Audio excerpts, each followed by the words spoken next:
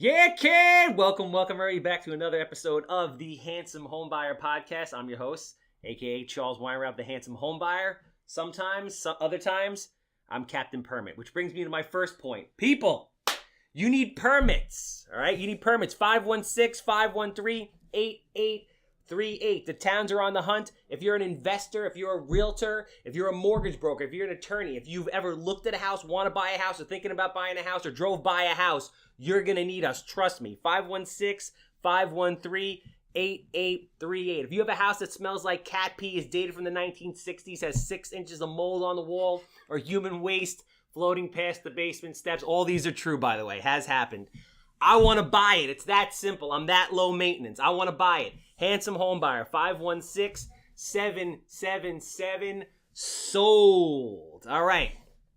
We got a banging lineup of podcasts. I just did 4 in the last week and a half, and it's been a stellar rundown of just good, great, getting better and better and better to the pinnacle of guests, right? I'm going to play a little like video clip of a deal him and I did about a year and a half ago, kind of like as an intro, all right? He's the king of social media. In my promo video, he's crippling life, crippling the ladies, jacked to the tits, crippling the gym. He does one-armed push-ups with a drink in his hand. Any of you have ever seen his social media?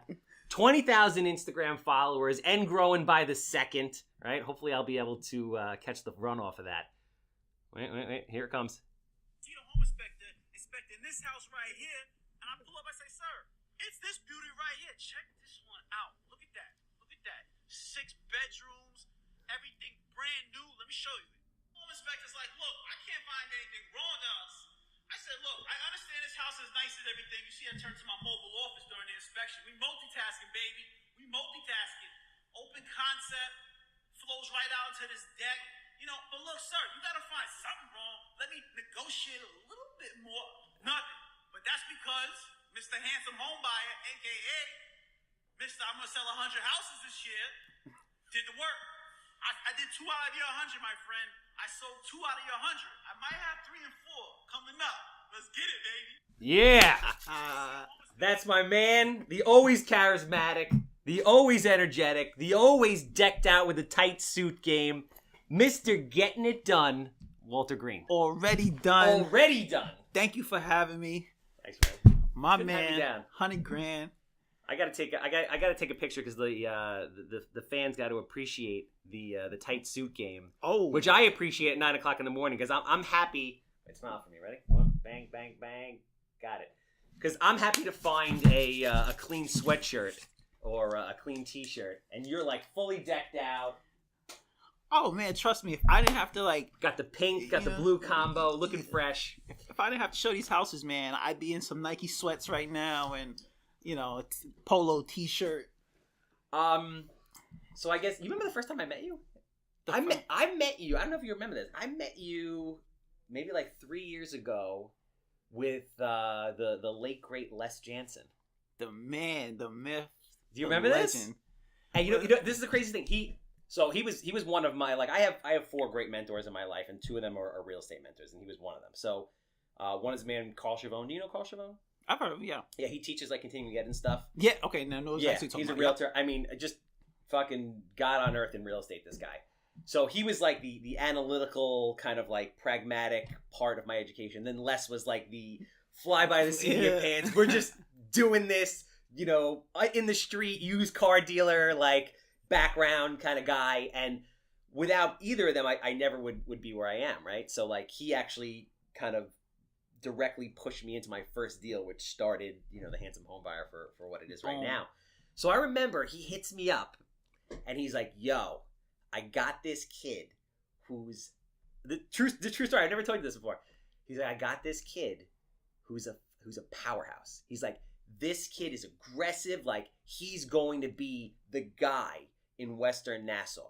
I know it. Like he's hungry. He's got a lot of deals. Like this is going to be the guy you want to know this guy. Real talk. That's exactly what he said. He's like, Ken and I met him. I want you to meet him. Then we went over and saw that there was like a ranch. It was like an inline ranch across the street from like a commercial property, and it was like half under construction. Do you remember what I'm talking about? Do you remember this house? I think I do. It was in I think it was in Valley Stream. If I'm not It mistaken. was a Valley Stream, and it was like 4 years ago. It's like I was just getting into real estate. Like it was probably 4 years ago, and he's like, "This is the guy, Walter Greene." Man, You remember that? I do, and it's just crazy. I got a little bit of nostalgia just thinking about Les. How did you know Les? Les and I feel like we bumped heads. I needed a referral for someone who did home inspections, and I met Les, and just his charisma, the way he talked with people. I mean, just a huge shout out to him, his son, his whole family, because he gave me a lot of confidence when I was getting into real estate. He was like, "Yo, you're doing this like for real, for real." He just called me like a firecracker or something. Oh yeah, yeah. And he was just, I was like, if this guy with all this money's telling me I'm doing good, I'm on a fucking roll right now. You know? No, he was like, no, I miss that guy every day, man. He changed my life. I really did. He changed my life, and it was so fun because he just. I don't know. It's like as I get older, it's cool, but it's a little bit depressing at the same time because I'm like, fuck, man, I'm 39. Not that how old are you? I'm 30. You're 30, yeah, dude. 30 is like the best year of your life. It was a pretty good year. 30 is well. When do you turn 31? Next month. Oh, January. It's almost over. Oh, a month from today, January 7th, Capricorn, baby. Damn. Your 30s in general are awesome. I'm hoping the 40s are a continuation of the 30s, but the 30s were way better than the 20s. So you're good, man. You're like you're on your way into a dope decade. Yeah, I feel like the 30s is gonna just be exponentially an explosion of success and prosperity, because 20s I had a whole bunch of fun. You know, I think you're still judging by the Instagram feed. I think you're still having fun, man. Well, you know, we like to have fun. Don't dial it back. Like I live kind of vicariously through you. Like you can't dial it down. Oh, I got you. You know what I'm saying? Not yet. Don't hang it up yet. Don't hang the fun up yet. I'm not hanging up anything in the rafters. All right, cool. I just want to make sure that would have been a sad moment for me. But that guy, like, so as I get older, I just like kind of know stuff. Like I'm in school right now. Did I tell you this? No, you didn't. I'm going to NYU. I'm getting my master's in real estate development. So I can build disrespectfully big skyscraper shit. That's my thing. You did tell me that was like your, the progression. Yeah. I had the roadmap kind of laid out from like day one, and I'm just like, I mean, there's little twists and turns in the road, but I'm following that roadmap. And so the kids that are at school are like, they're young. They're anywhere from like 22 to like 30. And I'll see them and I'll just know shit or know something's going to happen. Because as you get older, you've had so much experience like in life, you just kind of like intrinsically know things about people or like what things are kind of going to happen. You get that feeling, like your unsubconscious, subconscious. That dude, Les, just knew shit. Like, case in point, what he said to you, he said some crazy shit to me. Like, he told me, he's like, what does he say? Long Island is ripe for a not a revitalization, but basically a redevelopment. He's like, Long Island is going to change. Like everything about the way Long Island is built and operates is going to change. Interesting. And you're going to be like in the perfect spot in like the forefront of that.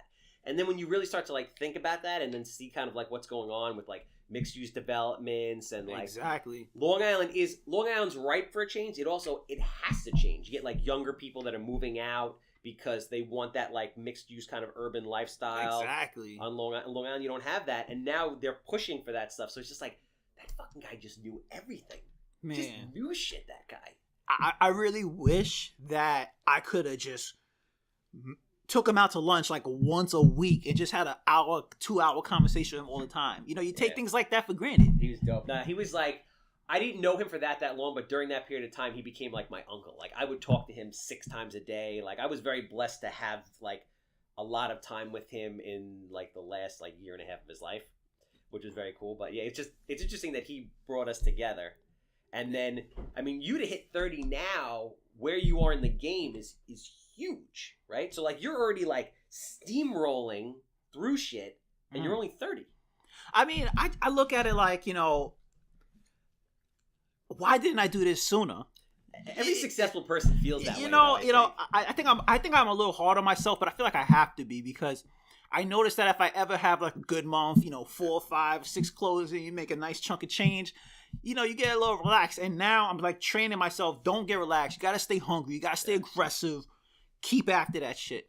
So, I think the point you said before was very interesting, like about how like everybody mellows out in December, January, Mm-hmm. but you don't. Like talk about that. Yeah, so everybody knows real estate, holiday time.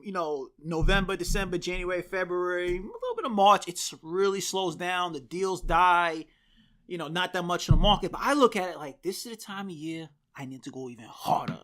This is the time of year I need to put 10 deals together in that time frame, because now when it becomes the hot season, I already sold 10, 15 houses. Now I'm going for a new record. Every year I got to do 10, 20% better than I did the year before. That's smart. I mean, that's cool to have those goals kind of thing. Plus, I feel like you also, you got to get it when you can get it. Like, you can't assume that the market's always going to be there. Like, you can't assume, all of a sudden it's like April. All right, cool. I'll just start telling houses now, because you don't know what's going to happen. Nobody ever knows what's going to happen. Oh, that's right? true. So, I feel like you have to be on your grind all the time to sell as much as you can, to get it while you can, and then be smart with the money when you get it, because nothing lasts forever. Nothing. And you never know what's going to happen. Exactly. I've had some pretty good people in my life have taught me, create an LLC, put the money aside for taxes off the top. Don't be Wesley Snipes. You know what I mean? So, Wesley. Yeah, Wesley. Sorry, Wesley. I had to do it to you. But did he go away? Yeah, he went away. How long did he? Did he not have the money to give them? Or he was like, fuck it, I'm not giving it to you, I'm going away. But didn't he just have to give it to him anyway? I think it was a combination of both. The whole thing doesn't make sense. I don't know what he was doing. I've seen some realtors who have had a lot of IRS problems, and I'm not dealing with any of that shit. You know what I mean? I don't need stress in my life. I don't even have real grass at my house. I have fake grass. I don't like everything low maintenance. Don't bother me. Leave me the hell alone. Did you say I have fake grass? Yeah, I have turf. Smart. Bro, I live in a freaking 300 square foot apartment. I'm with you 150%, because you never, and it always seems to me like people while out and live their craziest in their best year, and then they start thinking oh, it's always going to be like this. Like, you make $200,000 one year, I'm making $200,000 every year, and then the market takes a turn, or you get lazy, you're partying too much, all of a sudden you're making $100,000, and you're living like you're making $250,000, and you're fucked. Oh, I've seen it happen. And another thing also, to your point, I don't think it's specific to realtors. I think it's specific to anybody that kind of has their own business and is in charge of their tax money per se. Mm-hmm. You can't, if you're making $100,000 but $30,000 is supposed to go to taxes, you can't be living with that $100,000 and then when you have to pay, you're like, oh shit. Oh man, I remember the first time I had to pay taxes. I was like, wait, I have to pay all of this right here? You sure about that? My accountant was like, make an LLC. She was screaming at me. And it was the best advice she gave me, how to leverage business credit to personal credit to, wow, all these things, and I don't know why they don't teach you this kind of stuff growing up in school, because this is what really freaking matters. They don't teach you shit in school, bro. I don't know. I still don't know about the freaking Alamo and all that other shit that happened in social studies. But you got an LLC, and that's all that matters, you know what I mean? So, wow. So let me ask you a question. What, as kind of like a recommendation to realtors, I mean, what do you recommend they do? Who they go and speak to? Because I don't know any.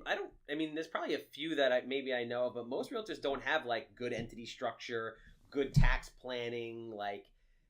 Any recommendations for these guys? I mean, I definitely would say you should get an LLC. You want to talk to your accountant. Some people like corporations better, but the thing is that you don't want to be commingling. We all took the 75-hour course. You can't put it into your personal account. Who wants to get audited? It's a lot easier. You make the LLC, you get the EIN number, you go to your bank. Shit. You create the LLC, you put a couple checks in it. Now the bank sees you got some money in there, come in, you make a business line of credit. Really?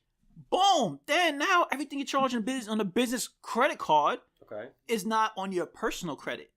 So, something for me is when I was purchasing the house, I had to he was like, you got to pay off some of this debt to make all the ratios work. I just transferred everything to the business account. Perfect credit. Wow. You know what I mean? No shit. I didn't know that. Just leverage it out. And the best part is end of the year, you're going to get a credit card statement from whatever bank it is, and everything's itemized for you. So I just hand that over right to my accountant, dinner, advertising, extracurricular activities, all that, all that kind of stuff, and it just works out great. Wow, that's fucking. I didn't know that. I didn't.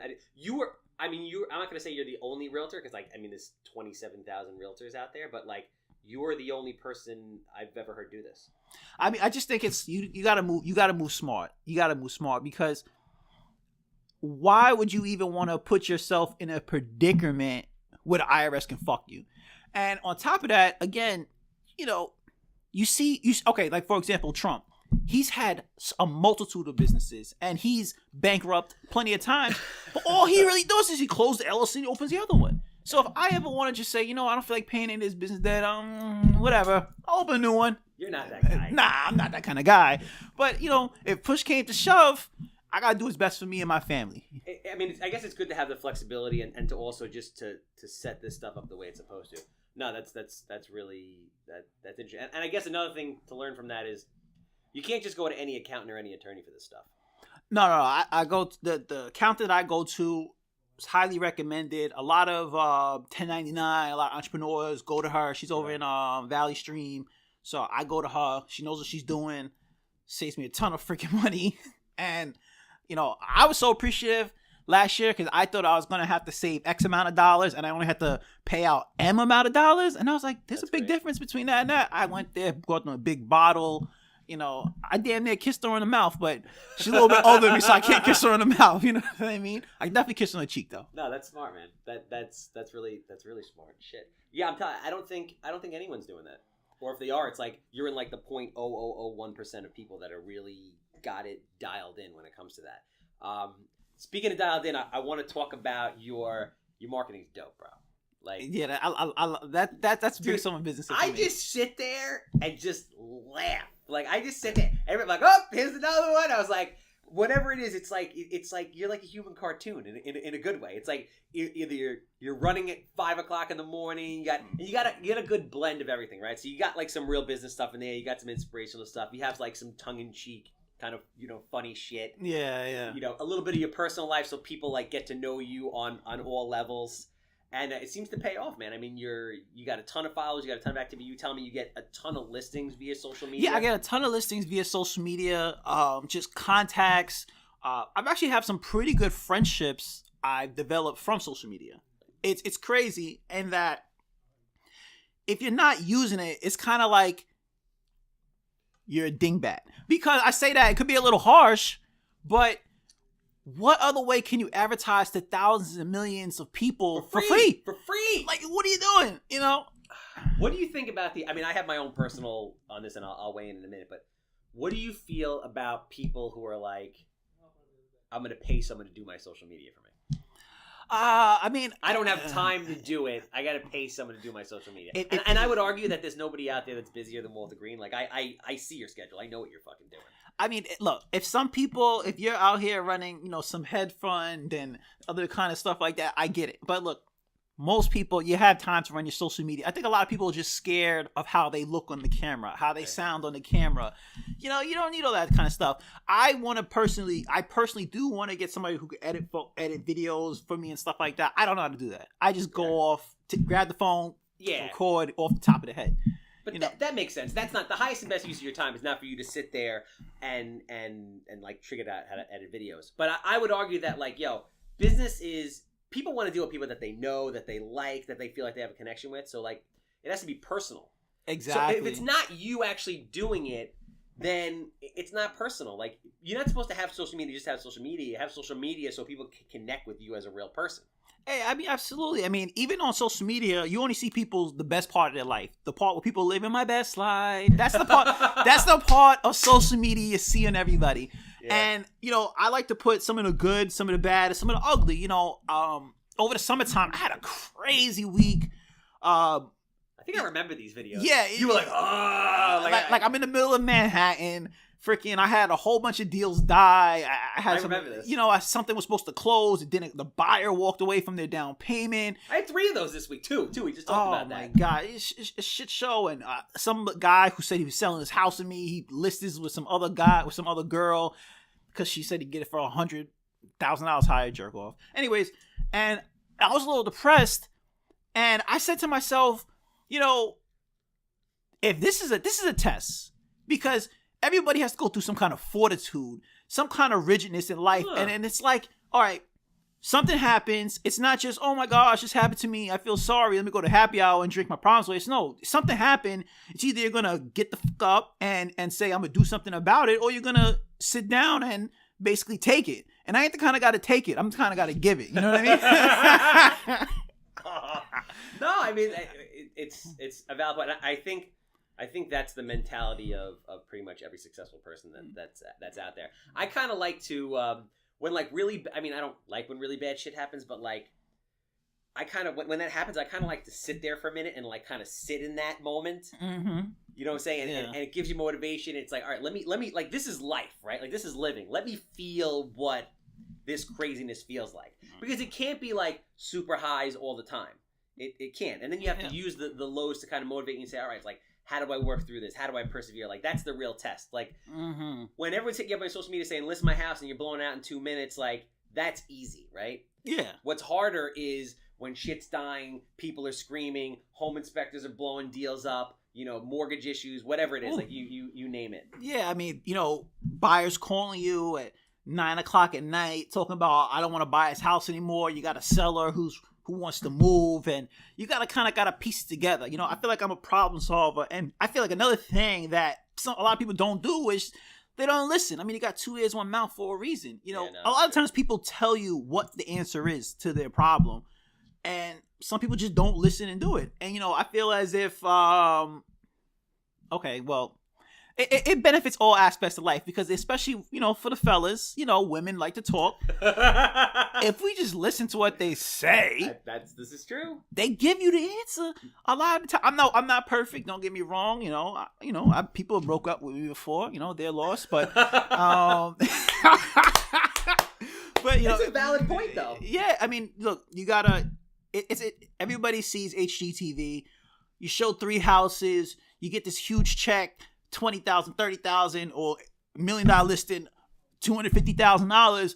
Really, that's it? No, I mean, no, asshole. It's a lot more than that. You know, it's a lot. It's a lot. I was thinking about I was literally thinking about this yesterday. I'm like, can I be a realtor? And I'm like, I don't know if I have the patience to be a realtor. Like, you guys have like the patience of a saint. Like, because the way when I think about it, I think about people buying houses, and it's always like there's a process to it, right? Mm-hmm. I feel like there's a repetitive process to selling a house. You meet these people and they're like, okay, I want to buy a house. Great. You get pre-approved, et cetera, et cetera. Now they have to go out into the market because they don't understand. So they have to go and you have to show them like 10, 15, 8, 30 houses. And then they're like, okay, we're going to start to put offers in. And then they put offers in and like, okay. And then they start losing a couple houses. And only at that moment are they like ready. So you have to take them from like A to like X when they're really ready to buy a house, and you have to go through that whole process in time and be like patient and deal with all the bullshit, and it's like super emotional for these people. Oh yeah. So how do you manage that? I mean, the way I like to manage it is from the beginning of it, because the expectations you set in the beginning matter. Yeah, I've had situations where I worked with buyers, you know, for over a year. The house I sold for you in Freeport. Oh, okay, yeah. I worked with that buyer. They were good buyers. They had 20% down. They had perfect credit. They, on paper, perfect. Personality-wise, okay. A little challenging. So, you know, but if you set the expectation up from the front and say, look, I got you pre-approved, and if I take you out this weekend and I show you a house that fits the criteria that we just wrote down right here, and you see something that fits your criteria, are you ready to buy a house? Really? Do you qualify them like that? Do you qualify people like that up front? Up front. You know, and it's something I had to learn. You had to ask the hard questions. Wow, that's interesting. Because when I first started, I caught myself running around in circles so much, running around. And it's like, what the hell am I doing? You know, and then I spoke to an agent, and, you know, he kind of like, you know, wisens me up a little bit, you know. Wow. And I started watching YouTube videos. You got to ask the hard questions up front, because if that person says no, you know, I think I want to buy something maybe in like the next 2 to 3 months, I'm not taking that buyer out this weekend. I got 2 buyer slots open for the week for one day. That's very smart. So if you're not ready to buy a house, I'm not gonna take you out this weekend. Here's 5 business cards, 10 business cards. Go to open houses. You know, that's actually really interesting, because I was gonna ask you that. I was like, because being a realtor is like it's 24/7. It's 24/7 gig. Oh yeah. It's like. It's literally 24/7. So I think time management is everyone's problem. I know it's my problem, right? So how do you do that when you have all these people that want to see houses? And it's interesting that you say that because I'm a classically trained salesman. I had a body shop business before this, and my dad's partner, he had another one, was used to sell Electrolux vacuum cleaners door to door in the 70s. Oh, right? okay. So he was like trained in like the science of sales, like Zig Ziglar and Tommy Hopkins and like all those old school like the legends and exactly. So when we sold in-house, we would have qualifying questions and we would like, ask the tough questions like you were saying. So it's interesting to see it translate to real estate and what you do. Because I think a lot of people would say that they would be nervous to ask those questions because they would be afraid that they would, rub somebody the wrong way or make somebody uncomfortable. But at the same time, like, I don't think that's the case at all. And it's your time. If you got to position yourself like your time, respectfully, your time is very valuable. Yeah, I mean, I look at it like this. I know what the hell I'm doing. If we sit down and have a conversation, buyer-wise, if we sit down, you tell me what's going on, what's your situation, what you want to buy, this is your budget, I'm going to put forth a lot of freaking effort to show you houses that are going to fit your criteria. If you talk to a purchaser that I've sold a house to, they're going to say, he never brought me to a house I didn't consider was a waste of time. If I bring you to a house, I put a lot of time and effort into it. So I'm not one of these realtors who says, I'll show you houses on Sunday at 2 o'clock and I wake up on Sunday at 9 a.m. and start looking for houses. No, I start the prep work Thursday. Wow. Friday, I'll start scheduling the appointments. So I have 48 hours. So I know I'm going to get confirmed into the houses that my buyer definitely needs to get into. Just to increase my rate of success. Wow. Just that much more. So, if you're going to work with me, it has to be mutual, because if I ask you tough questions, you got a hard time answering, I don't want to provide a proof of funds.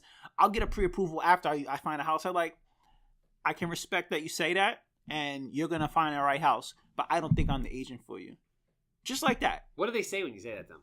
They're kind of dumbfounded. Yeah. They're dumbfounded. And some people be like, you're not going to work with me? Some people are like, all right, fine, bye. And I'll click buy. Some people are like, you're not going to work with me. Like, if you want to work with me, you know what my credentials are. You read my reviews. That's what you said. You got to get this done. And a lot of those people will get it done. If they don't, it is what it is. No, that makes sense, because it's not.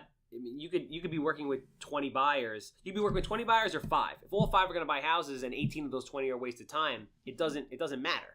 Mm-hmm. Like, it's quality over quantity, I guess, especially when you are the business. It's not like you have a team of people where you can farm stuff out. Like, you are the business. Yeah. I do have a really good team member. I had a couple team members this year. I had to let some go because just the level of productivity wasn't there, the level of seriousness. But I have one in particular guy. His name's Leonard Smith, killing it, full-time job. I sold this guy a house in Elmont. The guy freaking, while I'm showing him houses, like, I really like what you do. He's a nurse. He's making over $100K a year. He's like, I really like what you do. I'm like, all right, get your license. I tell people all the time, and people will be like, yeah, I'm gonna get it. And I'm like, all right, you're never really gonna get it. We close on a house. The guy calls me 3 weeks after and goes, all right, I did my 75 hours. I'm like, you did 75 hours? Like, I did it in line in 2 weeks. I'm like, this guy is gonna be fucking successful. Nice. The guy's selling a house a month right now. On top of it, real estate, I always say, is like, I mean, it's an awesome career, but it could be the best side hustle ever. Yeah, it's like, and for someone to have a full-time job, he has a whole wife, he doesn't have kids yet, but just to have that much determination, and for the team members that I let go this year, they didn't even have, a full-time job. They tried to do this full-time, and this guy can sell houses, and you guys can't. Like, it just, it's nice. All about that drive. I guess that's with everything. Yeah. I mean, I would agree with that. That's no, the qualification thing with the buyers is really now, and it sounds like, I guess, and you're relaying to them, like, you're not like the average realtor. Like, the average realtor, to your point, is like waking up at 9 o'clock, trying to book appointments for like 3 hours later, or they don't even come to the open house. They don't show them anything. They just like, go out and see open houses. When you find something, call me. Yeah. Meanwhile, they're like hanging out in the Hamptons, doing this, doing that. So you're actually putting in a tremendous amount of time up front to work with these people. And I guess if they understand that, they got to respect that. So if you're putting in all this work, you want to make sure they're serious. Yeah, and then then you're gonna have the person playing devil's advocate. This guy Walter, he's putting in so much time, so much effort. He doesn't want to live life. Let me tell you something. The amount of past clients and the volume that I'm going to get in the next 3 to 5 years from what I've been building for the past 5-6 years, I'm going to have over 400 past clients. Those clients are going to feed me referrals for the rest of my life. Yeah. So a very top producer that I know, he's actually the guy I look up to. I said, when did you start getting referrals? Because he gets listings out the wazoo. I mean, the guy blinks and he gets a new listing. That's awesome. And he was like, it took me a lot of hard work, and around 9-10 years in, I just started getting referrals, and I don't even remember who the people are. Like, that's interesting. You know, he just shows up to the house, give me the listing packet, they sign it. What do you want to list it for? You know, that's what I need to get up to. So, you know, I'm 30 now, so I figure, you know, by the time I'm like 45 or something like that, 40, 45, I should be not good because I feel like I want to have other endeavors, but the referral business should just be, every time you blink. Yeah, I want to shit listings. You know? Well, I mean, I guess it makes sense. It takes 3 to 5 years to build a business, and then, I mean, people have. Yeah, I mean, it makes sense. So so I guess that comes back to like the 10-year overnight success. What you're saying kind of fits into like the models of everything that like you've ever really heard if you study business. So it's like somebody will appear on the scene in whatever business doing a ton of stuff. They're like, oh yeah, where do you come from? It's like you didn't see the 10 years of grinding, of YouTube watching, of social media posting, of whatever, to get to that point. Books and all this other shit, you know. So how did you, kind of like to digress? How did you get into you've been in real estate 5 years? Yeah, this is about to be 6 years. Okay. So, how did you get into the game? This is a really interesting story. Really interesting. So, I was valet parking cars at Infinity. I was a receptionist in Hempstead for this nonprofit organization. This is all at the same time? All at the same time. Okay. I was personal training on the side without a license, but nobody knows that. I was cutting hair. I could cut. What? You cut hair? Yeah, I could cut hair. And get this, I was delivering food for a place in Valley Stream called Chicken Coop. How do you do this all? I've just always been about the hustle.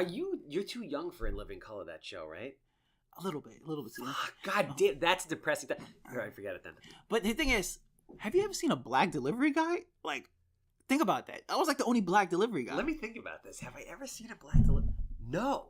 Like, even in the hood, you don't see a black delivery guy. Who delivers in the hood?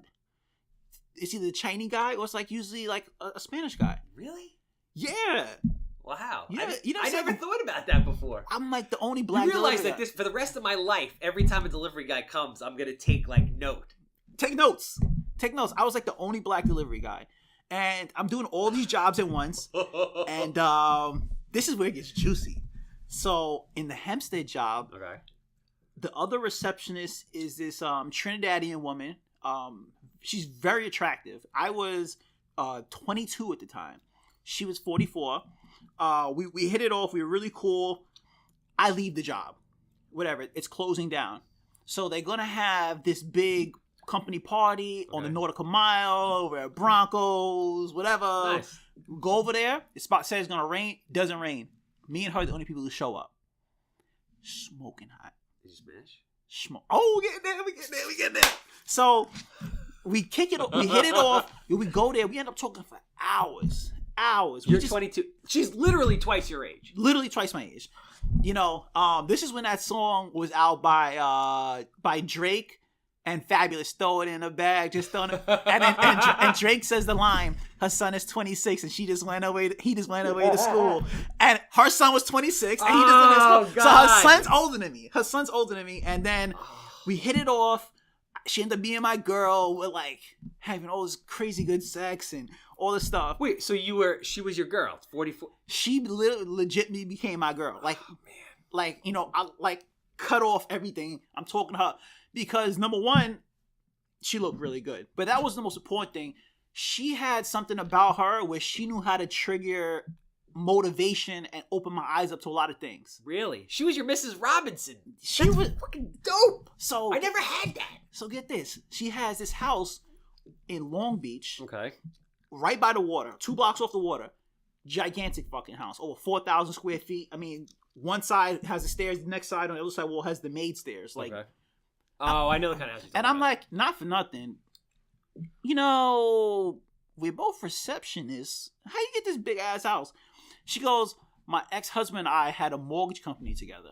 Wow. I said, really? Mortgage? That's good stuff, huh? She looks at me, quiet for like 10 seconds. And she's like, I think you should do real estate. I think you'd be perfect for it. I was like, you think so? She was like, you do all these side hustles, all this little shit that's not making you no real money. Go do real estate, put the same effort and make thousands of dollars.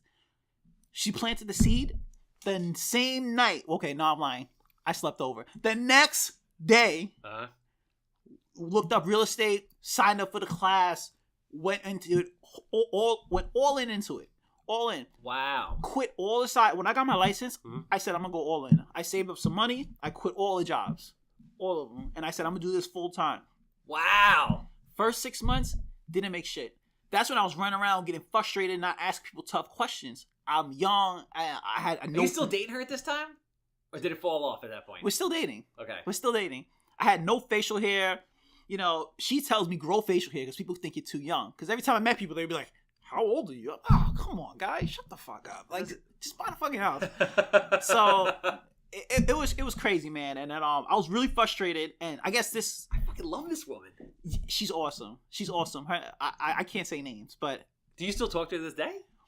We still keep in touch with each other. We still keep in touch. Wow, dude, that's like a pivotal moment in your life. Yeah. She was like, how they always say like people come into your life for a reason. Oh, everything. That is like, yeah. I mean, she's freaking awesome. She's freaking awesome. And 6 months in, I ain't make a dime. Well, actually, it was like 5 months in, I ain't make a dime. And this agent named Desmond Mahoney, at the first real estate company I was at, Bill Gallo, and shout out to Bill Gallo. Morty Kaplan just passed away. Really serious, great guy. R.I.P. Shout out to Carol. He tells me, I see you frustrated. I see you putting this effort, but look, the great ones fall through the cracks. And when he said that, it was like, all right, I'm gonna go all in. I took all my savings. What does he mean by the great ones fall through the cracks? Because he was like I just couldn't break through. I couldn't make a sale. And he was like, just stick with it. You're gonna break through. The great ones fall through the cracks. And I took all the money I had in savings and just put into all advertising. Wow. So I doing all this advertising, and then from there, I just started snowballing. Do you still do a lot of advertising now? I do some advertising. Not as much Zillows and the mailers and the social media is really where I'm getting a lot of the advertising in. But it's been a wild ride for me, man. Just coming from a kid who really didn't even want to go to school. People thought I was going to be nothing in life. I didn't even finish high school, man. I did a GED because school just wasn't for me. So it's just crazy. When I see people from I grew up with, they're like, damn, man, you went from here to here. You're like a huge success. And in my head, I'm like, I'm not even halfway where I want to be. Yeah. So, I try to remember those things and those stories to humble myself every now and then. It's like, all right, look where you came from. And keep going. You know what I mean? Wow, that's freaking.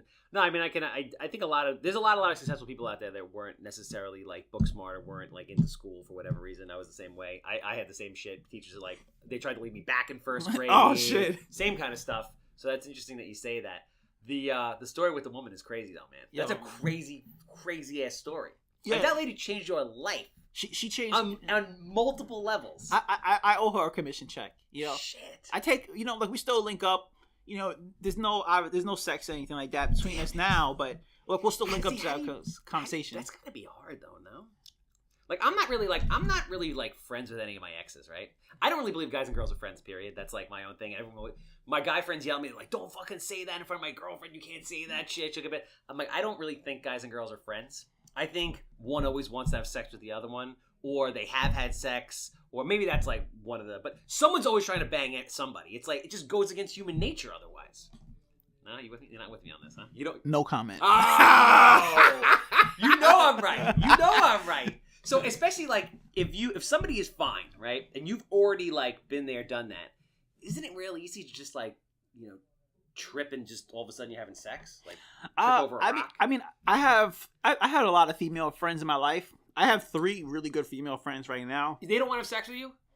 No. Be honest. You're not gonna hear this. They all got boyfriends, but I think do they have boyfriends because they're like, yo, I was hanging out and waiting for Walter to realize how wonderful I was, but like it just never went there. So fuck, I gotta like be with somebody. I think it's they saw how much of a filthy, disgusting animal I was when I was younger, and they're like, I would never touch this. I don't believe that at all. I don't believe that for a minute.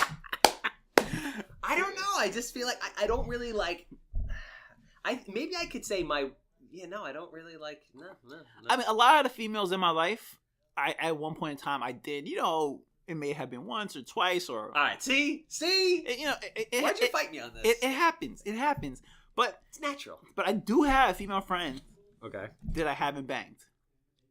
But my question is this: typically, would you say one person wants to bang the other one? 97% of the time. Yeah, without a doubt. I just feel like somebody always wants to bang the other one. Anyway.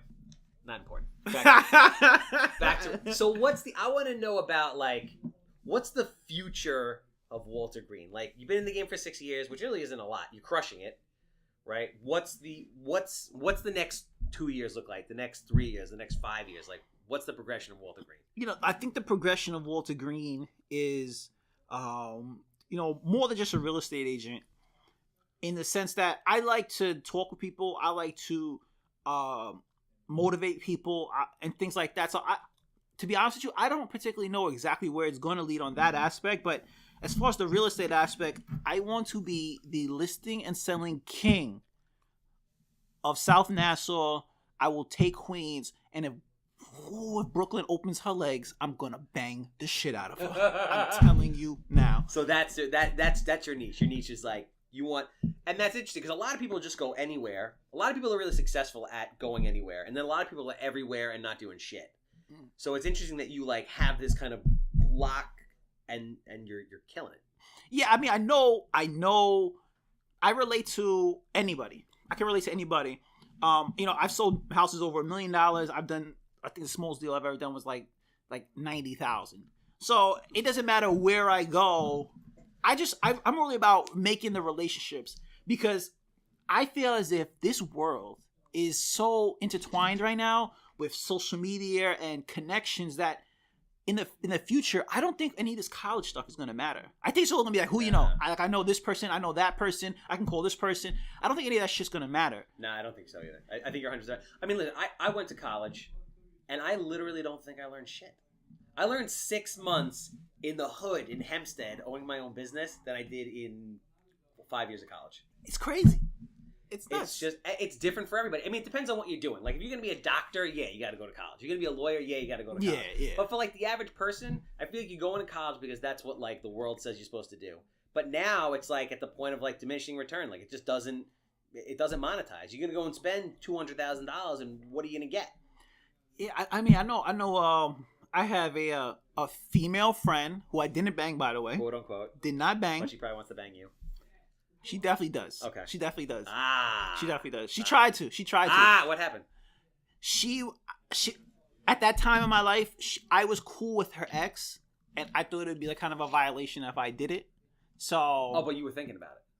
But you didn't want to violate bro code. I didn't want to violate the bro code. So this is a little more than like some girl wanted to smash you. Like you were like, I will freaking wreck you. I wanted to. And guy code. For all the guys out there, this is a good freaking point. Don't bang your buddy's ex. It's not worth it. There's so much vag out there. There's billions of them. Don't do it. Swipe left, swipe right. It's like, I'm real big on karma. What you put out into the world is gonna come back to you. I believe that. Some people believe I don't believe in karma. I'll do whatever I want. Look, I know people who are grimy and they do some things that I can't say in this podcast, and things always happen to them. Like in a good way or in a bad way? In a bad way. Oh, yeah? And things always happen to them. It doesn't make sense how people always crash into you, or you'll get into a party and then, like I said, a shot rings out. And a shot rings out? Like a gunshot? Yeah. Where are you hanging out, dude? Look, I wasn't in real estate forever, you know what I mean? And where did you grow up? Valley Stream? I grew up in the Valley Stream area. I hung out a lot in Queens growing up. I had friends everywhere. Jesus. A shot rings out? I don't even know what I would do. I become religious real quick. You just drop the floor and play dead. Holy shit. Just drop the floor and play dead. And it's like people who constantly do bad things happen to them, and the worst part I'm is with that. things can happen to your kids. Oh shit! You had to go there. It's true. You know, it can come back to your kids tenfold. So I'm so selfish that I don't want to do anything bad to the next person because I don't want anything to happen to me. That's interesting. You know what I mean? So no, I'm with you. I'm on the karma train. I really am. I feel like if you're a good person and you're like pushing towards a goal, like good things will happen to you. They happen for you. Doors open up. I do believe that. If you're a schmuck things happen to you. Wow. Shot ring might ring out. Bang bang. And it's like, what the hell? So do you see do you see some? See, you're interesting because you kind of have like two sides to you, right? Like, yeah. You two, like, there is actually, believe it or not, people that don't know Walter Greene, there's a reserved version of Walter Greene. Like, there's a reserved, calm, kind of like LL Cool J, kind of cool, minus the whole lip licking thing, laid back version of Walter Greene that I know because I know Walter Greene. And then there's like the personality that is Walter Greene. Yeah, you gotta have that nice blend. You know, I think if I wasn't in real estate, I'd be a full blown introvert. But I feel like real estate has made me. If this makes any sense, real estate has made me an introverted extrovert. Like, A, how did that happen? And B, why do you think that? Were you a totally different person before real estate? I'm very private. So for example, if you go down my Instagram, as we talked about, I don't really post like a female on there, like run around single life. You might catch a body, you might catch a butt, but you won't catch I'm always hoping. You won't catch the face. You won't catch a face. I'm very private with a lot of things, and which is cool. Yeah, you know, and it's just like if I wasn't in real estate, I think my page would be private, and that would be it. But if I want to succeed and achieve my goals in real estate, I have to put myself out there, make myself vulnerable, and show certain things that I probably don't want to show. But in order to have people connect with you. And that's really important. People want to be able to relate with people. Yes. You know, and that's just part of sales too. You know. No, that makes sense. That's interesting. And it was it uncomfortable for you at the beginning? Yes, it was. I had to learn how to smile more, and not just keep like your facial expression. I had to learn how to smile more.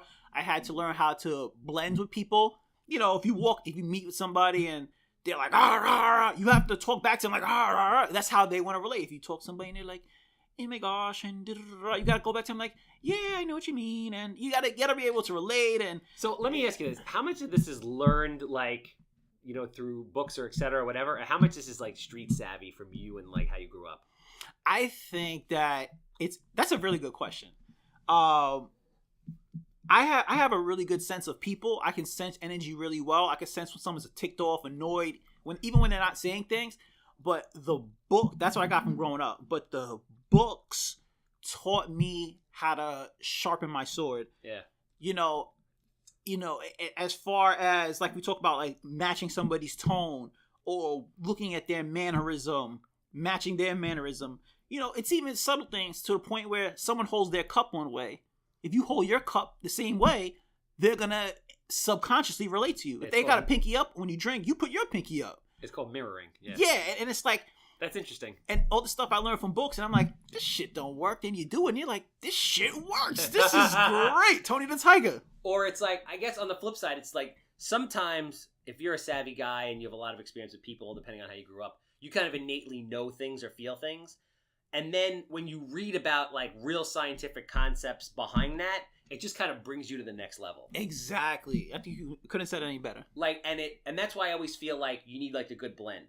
Mm-hmm. So I'm in school right now, and when I'm there, I'm the old man in school, right? I'm the old man. You're the old man? I'm 39. When I'm in grad school, these kids are like fucking 25, right? They're kids. I mean, or even the teachers are they're like, yo, like, what do you do? And I tell them what to do. Like, what are you doing here, right? Like, you know, you're already in it. You have a successful real estate business. Like, what are you doing here? Like, these people are here because they want to get jobs or whatever.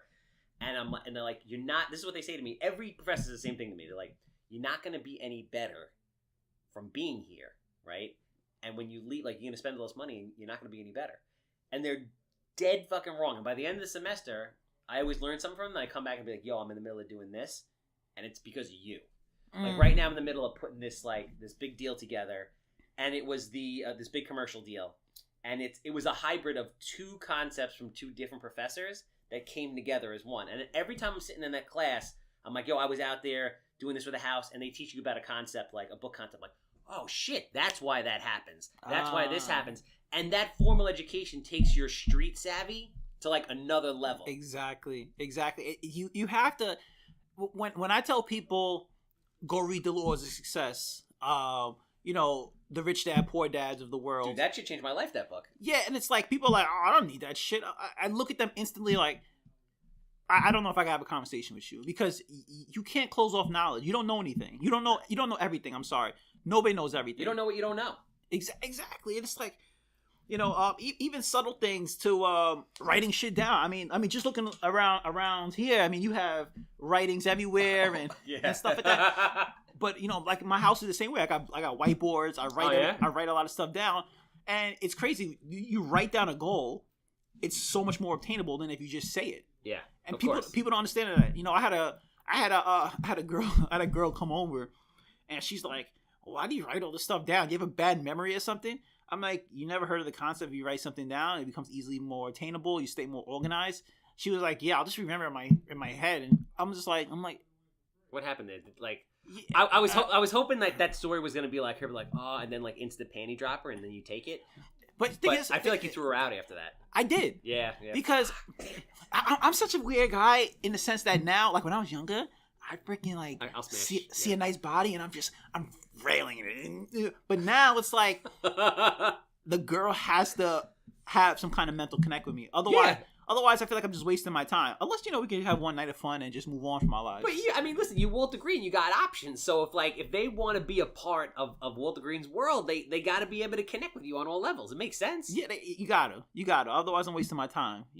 Wow, that's it, dude. You're getting older, bro. That's a mature man's mentality. I hate to break it to you. You're becoming an adult. Yeah, I'm definitely becoming an adult. My hairline's going back by the day. No, it's not. That's bullshit. That thing hasn't moved since you're 18. I'm looking at it right now. Oh man, this shit's dude, going back. Can you shave with a straight razor? No, no, I can't. Dude, you're a barber. You have like barber skills. I can't.